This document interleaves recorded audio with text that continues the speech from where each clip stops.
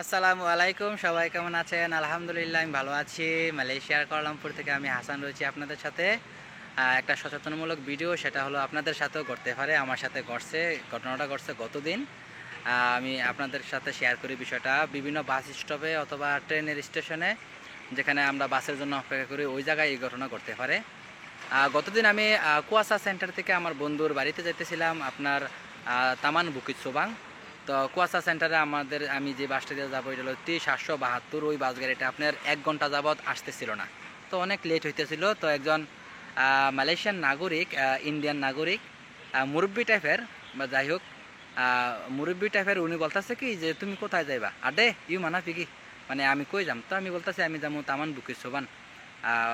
এরপরে কয় আমি তো ওইখানে যাবো। তো আমি কই ভালো কথা, হ্যাঁ ও যাইব। তো মুরব্বী মানুষ কয় আয় দুজনে আমরা গ্রাফ দিয়ে যাই গাই, এখন সন্ধ্যা হয়ে গেছে, 7টা বেজে গেছে। বাস আর কতক্ষণ আইব, 1 ঘন্টা যাবো অপেক্ষা করতেছি। হ্যাঁ ও করতেছে, আমিও করতেছি। তো আমি তো ভাবছি কি সরল মনে, আমি কিন্তু ভালোই দুজনে গ্রাফ দিয়ে গেলে 30 রিঙ্গিত আসলে আধা আধা করে দুজনে। হ্যাঁ কইতাছে আমার ছেলের দোকান আছে ওইখানে, এইটা সেটা। আমার ছেলের গাড়ি আছে, আমার ছেলের কইছিলাম আসার জন্য। হ্যাঁ আইতেছে না, আমরা গ্রাফ দিয়ে যাই গাই, বাসও আইতেছে না। বাস আইলে তো আপনার 2 রিঙ্গিত কি 2.5 রিঙ্গিত লাগতো আমার বন্ধুর বাড়িতে যাইতে। তো আমি ভাবলাম যে অফারটা দিছে এটা তো ভালোই, খারাপ না, যে দুজনে গ্রাফ শেয়ার করে গেলাম গা। তো গ্রাফ বুকিং দিলাম, আসলো, গ্রাফে গেলাম নিয়ে হ্যার যে ফ্ল্যাট ওইখানে নামছে, নামে সেরা ফ্ল্যাটের যে গার্ড কয় তুই একটু দাঁড়া, আমি গাড়ির থেকে টাকা আনতাছি। তো গাড়ির থেকে টাকা আনতেছে গেছে, গাড়ি টাকা দেয় না, যে সিকিউরিটি গার্ড আছে।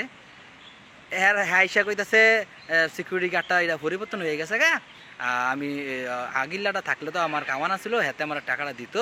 আচ্ছা আমি তোর আমার রুমের টাইনা দিতেছি। এই কথাটা বলার পরে আমার মাথাটা খেয়াল হয়েছে, আমি সারছে এই গ্রাফ লই আর বসে থাকার দরকার নাই, রুমও গেলে আর আমার টাকা আর আইতো না, ঠিক না? মানে আমি পরবর্তীতে খেয়াল হয়েছে।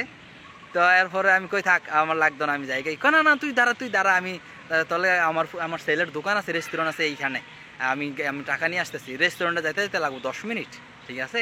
আমি চিনি ওইখানে রেস্টুরেন্ট, আমি একবার খাইছিলাম। আর ফ্ল্যাটের ভিতরে কোন কয় নম্বর ফ্ল্যাট আল্লাহ জানে, উপরে উঠতে নামতে। তো আমি কই আর লাগতো না। ড্রাইভারও মোটামুটি বুঝা লাইছে। ড্রাইভারে কয় নি টিপু ওরাং, মানে এটা মিথ্যুক, তোর টেয়া দিত না হাও। আমি কই আবাং ইউপিকি, আমি কই আবাং তুই যাইগা। তারপর আমি 1 মিনিটের মতন আমার বন্ধুর যে ফ্ল্যাট ওইখানে এসে পড়ছি। পরে পুরাটা গ্রামের টাকা আমারও দিতে হয়েছে।